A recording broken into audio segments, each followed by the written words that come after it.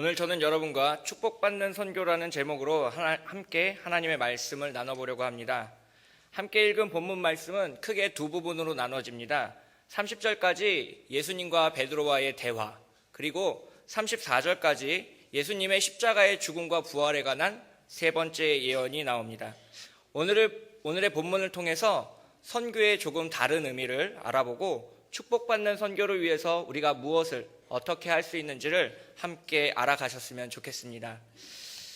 선교의 좁은 의미는 아프리카 오지에 가서 죽은 영혼들을 살리는, 그래서 나의 삶을 모두 헌신하는 그런 좁은 의미를 가지고 있습니다.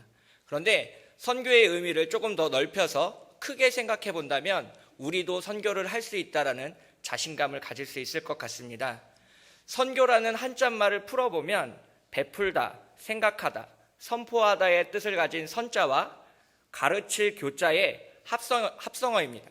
그래서 선교라는 것은 무엇을 전하며 알리며 선포하는 그런 행위를 가르치는 것입니다. 그런데 여기서 무엇을 전하고 선포하고 알리고 가르쳐야 하는가가 우리에게 매우 중요한 문제입니다. 그러면 무엇을 가르쳐야 하는 것일까요? 그래서 여기서 선교의 첫 번째 넓은 의미의 정의를 한번 생각해 볼 수 있을 것 같습니다. 선교란 예수님을 쫓는 것을 가르치고 선포하며 알리는 것입니다. 그래서 선교의 가장 성경적인, 오늘의 본문에서 찾을 수 있는 가장 성경적인 의미는 예수 그리스도를 선포하며 알리는 것입니다. 본문 28절에 베드로는 주를 쫓았나이다 라고 말합니다. 우리는 이미 베드로가 어떤 삶을 살아왔는지, 그리고 그가 어떤 행적을 남겼는지 이미 너무나도 잘 알고 있습니다. 베드로의 삶 그 자체가 선교하는 삶이었습니다. 베드로의 선교는 그렇지만 자발적으로, 그리고 우연히 시작한 것이 결코 아닙니다. 마가복음 1장 17절에 보면 예수님께서 베드로를 향해서 이렇게 말씀하십니다. 나를 따라오라. 이것은 하나의 명령입니다.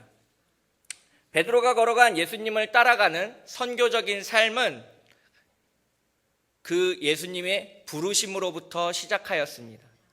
그래서 예수님은 그 베드로를 불러서 훈련시켜서 선교적인 삶을 감당해낼 수 있는 주님의 사명자로 만드셨습니다. 그 이후에 베드로의 삶은 변화되어서 예수님을 위하여 핍박당하고 감옥에 갇히고 그리고 십자가에 거꾸로 달려 죽기까지 자신의 삶을 모두 헌신할 수 있는 그런 사람이 되었습니다. 베드로가 앉은 자를 일으키고 눈먼 자를 고치고 예수 그리스도의 이름을 선포하며 앞으로 나아갈 수 있는 그런 드라마 같은 선교를 할 수 있었던 까닭은 바로 예수님의 부르심이 있었기 때문입니다. 나의 죄를 고백하고 예수 그리스도를 따르는 것으로 작정한 우리들은 바로 이런 선교의 삶을 시작하는 그러한 여정 위에 반드시 올라서 있는 것이라는 것을 오늘 기억하고 돌아가셨으면 좋겠습니다. 그래서 하나님의 아들을 고백하는 자, 예수 그리스도를 주님이라고 고백하는 우리는 반드시 선교를 어떻게 감당해낼 수 있는가, 내 삶 속에서 선교란 무엇인가를 한번 고민해 볼 필요가 있습니다. 그래서 나의 부르심이 어디에 있는지, 나의 소명이 어디에 있는지를 반드시 깨닫고 돌아가 나의 삶 속에서 작은 실천들을 해내는 노력들이 반드시 필요합니다. 이 선교는 물론 힘든 것입니다. 어려운 것입니다. 피하고 싶은 것입니다. 그렇지만 이 선교는 축복받은 명령입니다. 예수님의 부르심인 나를 따라오라라는 명령은 강요된 희생이 아닙니다. 예수 그리스도의 나를 따라오라는 명령은 축복이 약속된 하나의 명령입니다. 본문 29절 30절을 통해서 그 약속이 무엇인지 드러납니다. 하나님의 나라를 위하여 집이나 아내나 형제나 부모나 자녀를 버린 자는 금세 여러 배를 뵙고 내세의 영생을 받지 못할 자가 없느니라라고 이렇게 기록하고 있습니다. 이렇게 나를 따라오라라는 선교적 삶으로 부르시는 하나님의 명령은 우리에게 영생을 약속하고 있습니다. 그렇다면 베드로가 받은 영생의 삶 외에 현세적인 금세적인 축복은 무엇일까 한번 생각해 보았습니다. 가난했던 베드로, 아무것도 가진 것 없던 베드로, 두버릇도 갖지 못했던 베드로, 단 하나의 것만을 가질 수 있었던 베드로, 우리가 생각하기엔 너무나도 가난하고 불쌍한 그 베드로가 현세에 받았던 축복은 과연 무엇이었을까요? 그것은 바로 이름이 아닐까 합니다. 호랑이는 죽어서 가죽을 남기고 사람은 죽어서 이름을 남긴다. 예수님을 따랐던 12제자 중에서 베드로의 이름은 어느 성경에나 꼭 제일 처음에 등장합니다. 그 첫 번째 자리, 예수님을 따랐던 그 선교의 자리에 제일 처음에 늘 베드로의 이름이 언급되고 있다는 사실을 기억하시기 바랍니다. 베드로의 축복은 그의 이름을 반석이라는, 믿음이라는 그러한 강한 단어로 우리에게 전해져 아직도 우리가 베드로의 길을 가야만 할 것 같은 그런 아름다움을 우리에게 전해주고 있습니다. 이름이 남은 자, 아무것도 갖지 못했지만 이름이 남은 자로 베드로는 우리에게 전해져 오고 있습니다. 그 베드로라는 이름이 2000년 동안 이 성경에 기록되어서 우리에게 이렇게 전해져 오고 있습니다. 여러분은 자녀에게 무엇을 남겨주고 싶으십니까? 재산입니까? 무엇입니까? 한번 사도행전 29장에 써가는 우리의 이름을 우리의 자녀들에게 남겨보시는 것은 어떨까 권면하고 싶습니다. 물론 이 길은 어렵고 힘들고 고난을 감당해야 되고 슬픈 길입니다. 그리고 또한 이 축복 또한 쉽게 이루어지는 축복은 아닙니다. 예수님은 이 약속이 쉽게 이루어지지 않을 것임을 오늘 본문 31절부터 34절까지 이야기하고 계십니다. 예수님이 약속하신 이 영생과 금세에 받을 이 축복들은 이방인들에게 넘겨져 희롱을 당하고 능욕을 당하고 침뱉음을 당하고 십자가에 달려 죽으시고 부활하셔야만 이루어지는 약속입니다.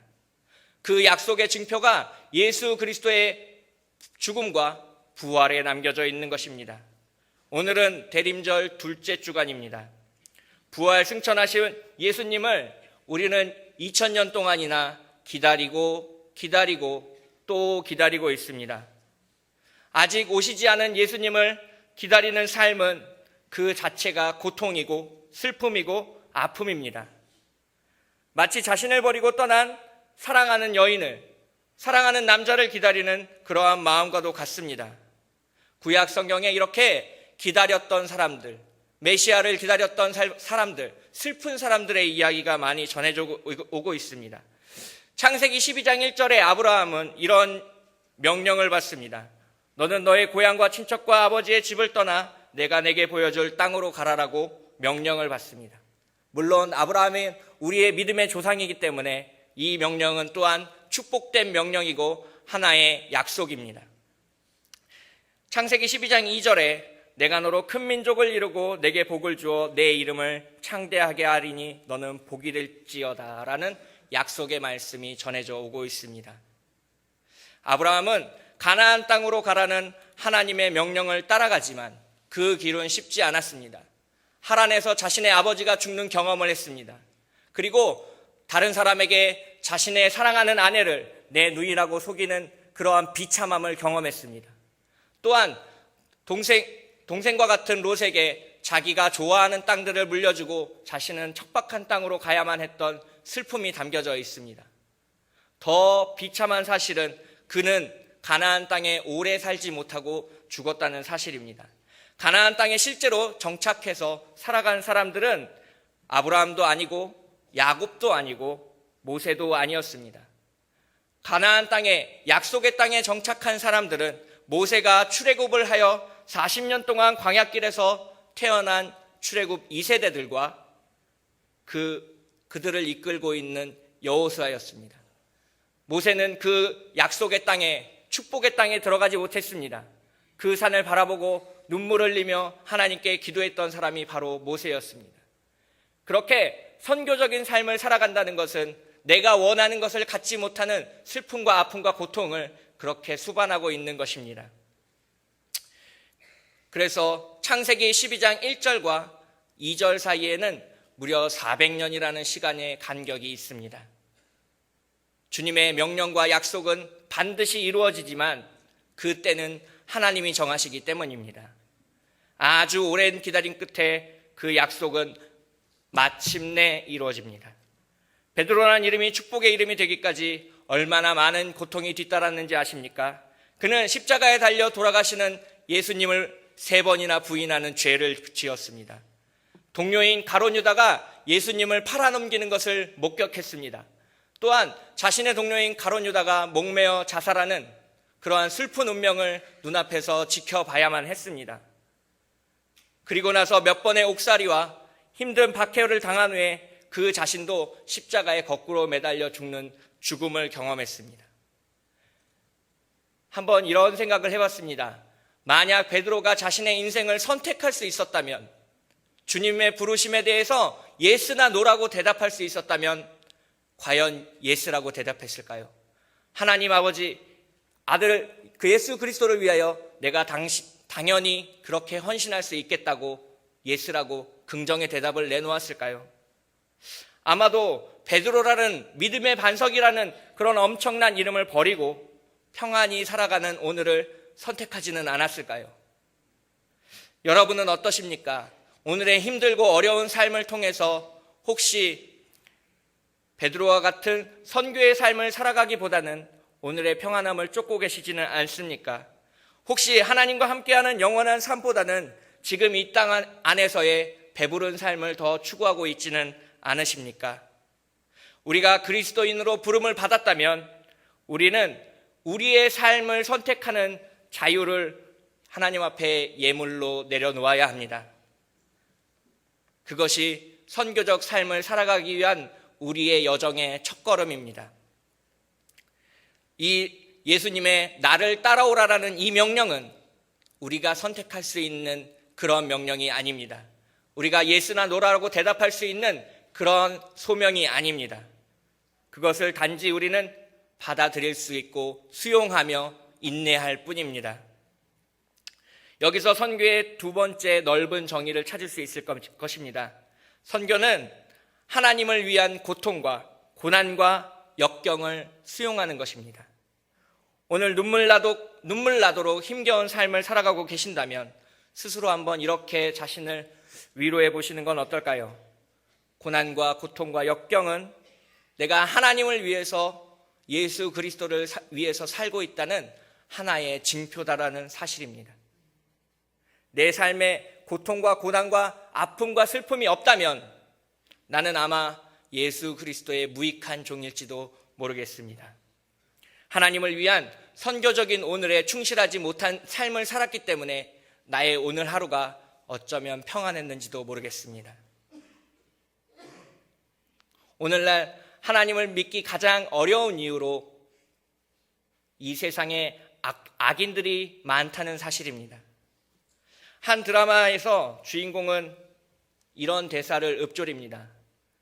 예수님 부처님은 다 뭐하냐? 예수님 부처님은 눈이 멀었느냐? 왜 암으로 죽어가는 내 친구가 이렇게 열심히 살았는데 왜 하나님은 데려가셔야만 했느냐? 남겨진 딸들과 아들들과 자녀들, 이 엄마는 어찌하고 살라고 이 친구를 데려갔느냐? 나이 50의 주인공이 자신의 친구가 암으로 죽어가는 그 과정 속에서 내뱉었던 그 대사는 오늘날 하나님을 향해서 어쩌면 우리가 토하고 있는 그러한 대사일지도 모르겠습니다. 그 가난 욥의 고통처럼 다가오는 우리의 고통이 가장 견디기 어려운 것은 하나님의 승인하에 있다는 사실입니다. 하나님이 나의 고통을 묵인하고 계신다는 사실입니다. 어쩌면 그 고통이 하나님으로부터 왔을지도 모른다는 슬픔입니다. 그러나 이것을 기억하십시오. 우리가 당하고 있는 이 고난과 역경은 하나님의 아들을 위하여 내가 겪고 있는 하나의 선교적인 삶이라는 사실입니다. 그렇다면 우리는 이것을 인내해야 하고 이겨내야만 합니다. 우리 삶 속의 전투를 통하여 예수 그리스도를 승리자로 만들어야만 합니다. 여러분이 어떤 삶을 살아가고 계시던 간에 오늘의 고난과 슬픔과 아픔을 통하여 역사하시는 하나님을 이 땅 가운데 드러내야만 합니다. 그것이 우리의 소명이고 부르심이고 우리의 선교입니다. 하나님은 그렇기 위하여 우리를 만드시고 지으시고 우리를 위하여 십자가에 달려 죽기까지 고통을 참으셨습니다. 이제까지 저는 여러분께 선교에 대한 두 가지 정의를 말씀드렸습니다. 첫째, 선교는 예수님을 따르는 삶을 알리며 가르치며 전하는 것입니다. 두 번째, 하나님을 위한 고난과 고통을 담담하게 수용하며 받아들이는 것입니다. 그렇다면 이렇게 한번 질문해 보고 싶습니다.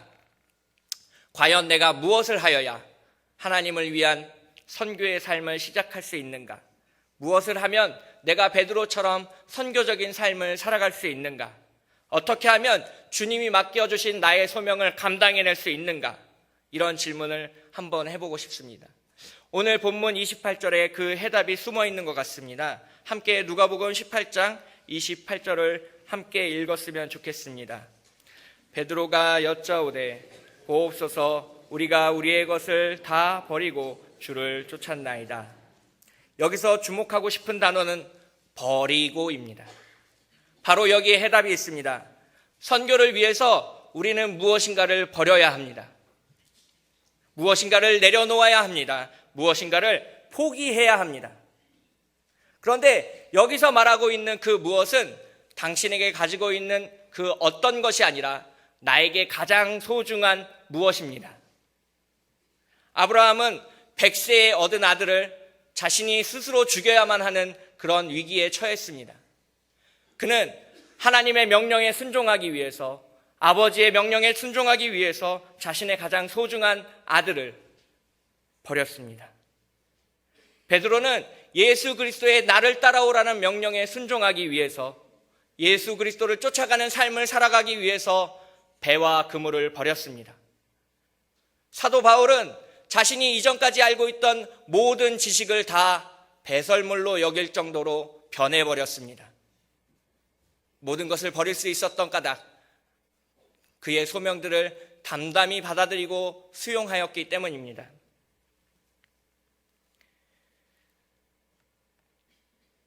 지금 예수 그리스도를 하나님의 아들로 고백하며 나의 구원자로 고백하신 여러분은 그의 아들을 위하여, 나의 구원자를 위하여 과연 무엇을 버리셨습니까? 혹은 버릴 예정이십니까? 혹시 나에게 사소한 것 어떤 것을 버려놓고 내게 중요한 것을 버렸다고 스스로 위안 삼고 계시지는 않습니까? 스스로를 속이고 계시지는 않습니까? 오늘을 살아가는 저와 여러분은 예수님의 나를 따라오라는 절대적 명령을 받았습니다. 그 명령은 선택할 수 있는 것이 아닙니다. 무조건적인 축복의 명령이기 때문입니다. 그렇다면 우리는 무엇인가를 버려야 합니다. 내 손에 가지고 있던 것들을 내려놓아야 합니다. 내 삶 속에서 가장 중요한 무엇인가를 내려놓아야 합니다. 내 삶이 너무 바빠 시간이 소중하십니까? 그렇다면 그 시간을 내려놓고 예수님께 예배드리는, 하나님께 예배드리는 자리로 나아와야 합니다. 내게 돈이 소중하십니까? 그렇다면 그 모든 것들을 내려놓고 내게 작정할 수 있는 그런 삶의 담담한 용기가 필요합니다. 하나님의 아들 예수 그리스도를 위한 그러한 선교적인 삶은 내게 가장 소중한 그 어떤 것을 버리는 훈련에서부터 시작하기 때문입니다. 이제 두 사람의 이야기를 들려드리고 싶습니다.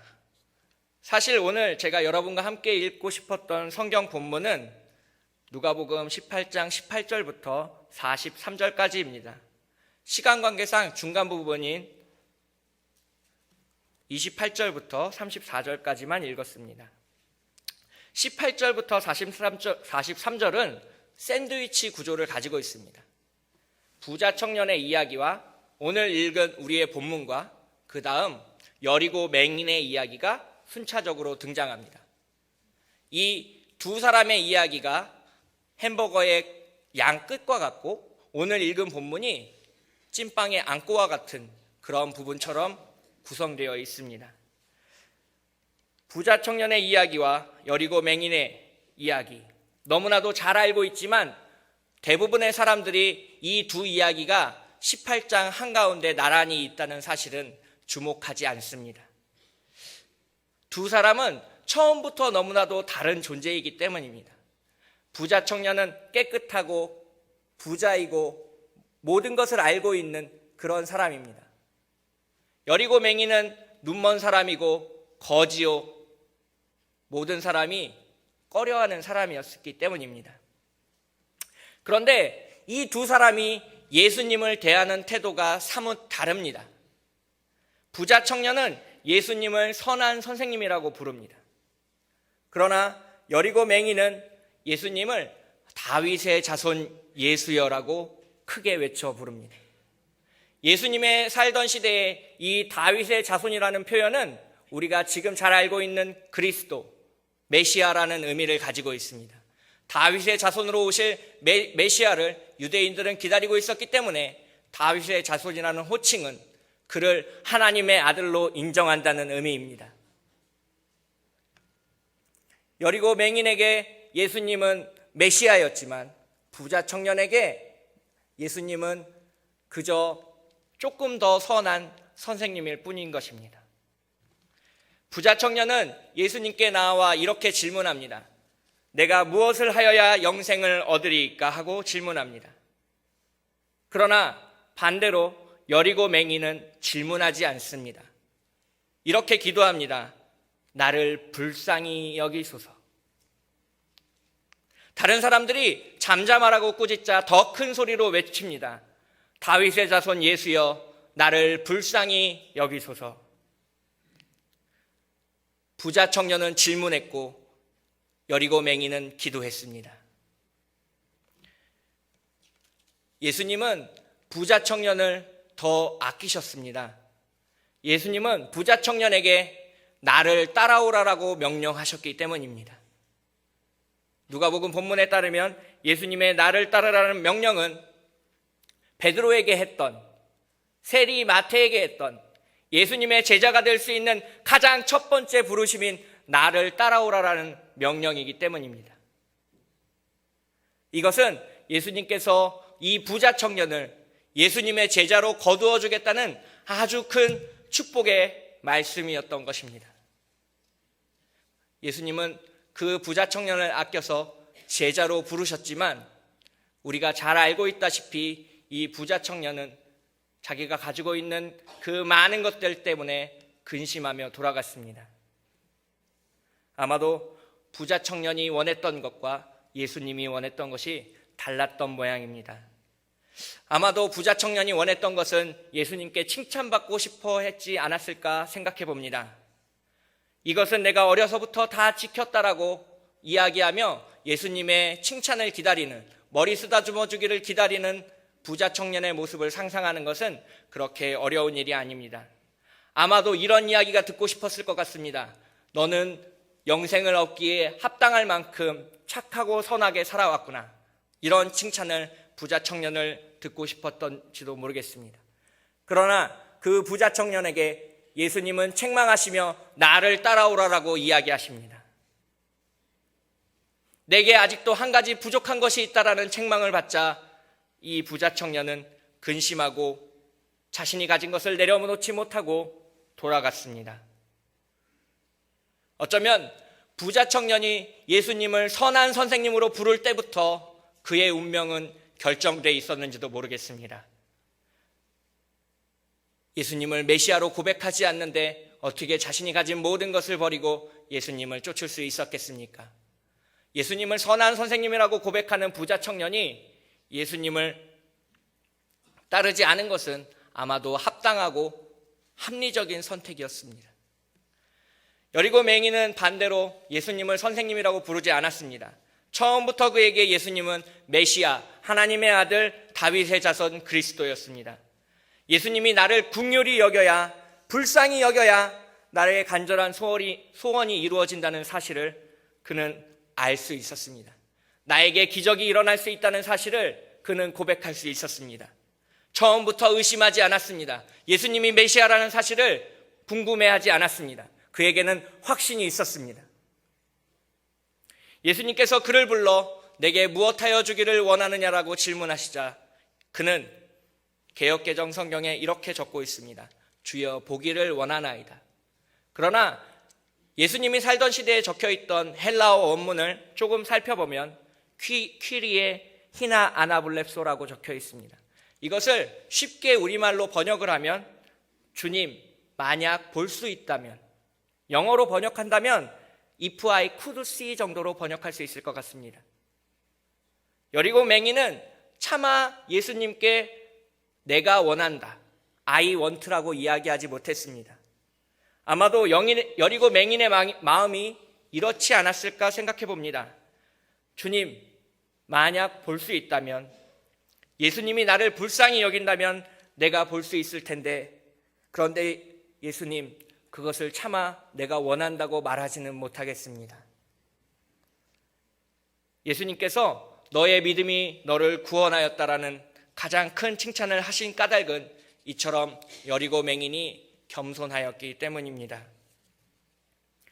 부자 청년은 내게 아직도 부족한 것이 있다 책망받았지만, 이 여리고 맹인은 너의 믿음이 너를 구원하였다라는 가장 성경에 나오는 가장 큰 칭찬을 듣습니다. 예수님이 예루살렘에 입성하시기 전, 십자가에 달려 돌아가시기 전 가장 마지막으로 마지막으로 행하신 기적이 이 여리고 맹인을 눈뜨게 하신 사건입니다. 우리는 그의 이름을 잘 알고 있습니다. 바로 마가복음에 기록한 대로 바디메오입니다. 이 바디메오의 이름 뜻을 여러분도 알고 계실 것입니다. 디메오의 아들. 그래서 제가 디메오란 무슨 뜻인가를 조금 살펴보았습니다. 이 디메오는 히브리어를 찾아가 보면 깨끗하지 못한 자라는 뜻을 가지고 있습니다. 그래서 그의 이름을 풀어보면, 바디메오라는 이름을 풀어보면 깨끗하지 못한 자의 아들. 아무도 자신의 아들에게 깨끗하지 못한 자의 아들이라는 이름을 짓지는 않습니다. 아마도 그는 아버지 없이 태어난 사생아일 가능성이 높습니다. 시장통에 버려져 홀로 구걸하며 살아왔을 가능성이 더 큽니다. 그는 처음부터 맹인이었기 때문에 모두가 버림받고 깨끗하지 못한 자라고 손가락질하고 자신의 삶을 위해서 다른 사람들의 바짓가랑이를 붙들어야만 하는 그런 존재였습니다. 그래서 예수님께 내가 원한다라고 차마 이야기하지 못했던 것 같습니다. 평생 더러운 놈, 눈병신, 거렁뱅이라는 저주를 듣고 살아온 이 바디메오가 어찌 가장 이 세상에서 깨끗하고 순결하고 선하신 예수님께 원한다라고 이야기할 수 있었겠습니까? 이 바디메오는 마가복음 10장 50절에 따르면 자신의 겉옷을 버리고 예수님 앞에 나왔다고 기록하고 있습니다. 이때 당시 거지들이 가지고 있는 옷이라는 것은 바닥에 흰 천 하나를 깔고 그 위에 엉덩이를 붙이고 나머지 천으로 자신의 몸에 똥똥 감아서 옷이자 집이자 자신의 모든 것이었습니다. 바디메오가 버렸던, 여리고 맹인이 버렸던 이 겉옷은 자신이 가진 가장 소중한 것이었고 전부였습니다. 그는 예수님 앞에 나아오기 전 자신이 가진 모든 것을 버릴 수 있었습니다. 부자 청년은 근심하며 돌아갔지만 이 바디메오는 자신이 갖고 있는 겉옷마저 내어버리고 예수님 앞에 나아올 수 있었습니다. 바디메오는 이미 눈을 뜨기도 전에 자신이 가진 것을 버렸습니다. 나를 지켜줄 유일한 보호막이요, 집이요, 재산이었던 자신의 겉옷을 버렸습니다. 그래서 눈이 뜨고 난 후 바디메오는 예수님의 나를 따라오라라는 명령을 받지는 않았지만 함께 예수님을 따라갑니다. 예수님의 십자가 죽음을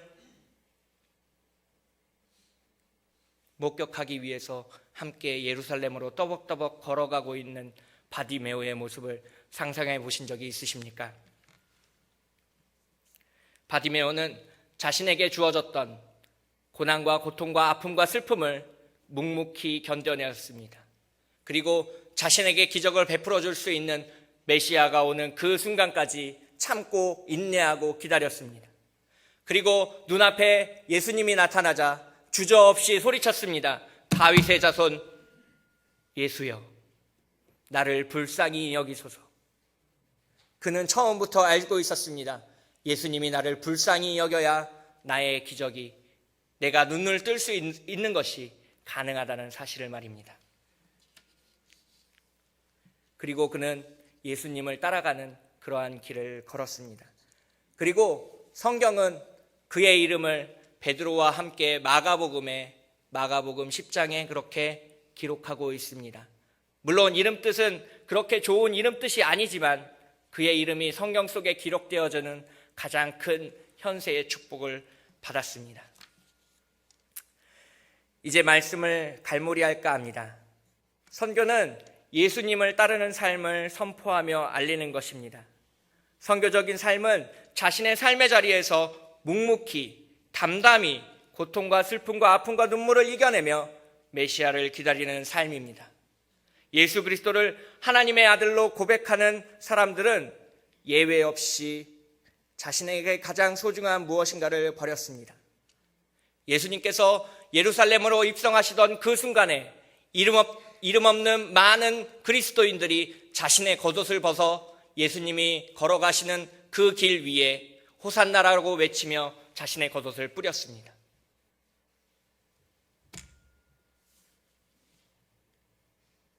예수님은 그렇게 모든 것을 버리고 나를 따르라고 지금 저와 여러분들을 초대하고 계십니다. 근심하며 돌아가는 부자 청년이 되시겠습니까? 아니면 나의 겉옷을 벗고 예수님 앞에 나와 불쌍히 여겨 주실 것을 간청하며 예수님을 따르는 눈먼 자요, 가난한 자요, 깨끗하지 못한 자이지만 구원받은 바디메오가 되시겠습니까? 함께 기도하겠습니다. 하나님, 우리는 오늘도 우리의 가난과 고통과 슬픔과 아픔 때문에 이 자리에 나왔습니다. 삶의 무게가 무거워 주님을 원망하며 주님을 멀리하고 살아왔습니다. 선교는 마치 나와 상관없는 것처럼 살아왔습니다. 나의 죄를 고백합니다. 주님, 나의 무지와 게으름을 용서하여 주시옵소서. 선교는 주님을 따르는 삶을 알리는 것이며 나의 삶의 고통을 담담히 받아들이는 선교적인 삶이라는 사실을 오늘 기억하고 돌아가게 하여 주셔서 감사합니다. 근심하며 돌아가는 부자이기보다 주님을 따르는 가난한 자가 되고 싶습니다. 주님을 위하여 내 삶의 소중한 무엇인가를 버릴 수 있도록 나에게 믿음의 믿음을 더하여 주시옵소서. 나를 위하여 자신의 목숨도 아까워하지 않으신 오늘도 살아서 역사하시는 예수 그리스도의 이름으로 간절히 기도드렸습니다.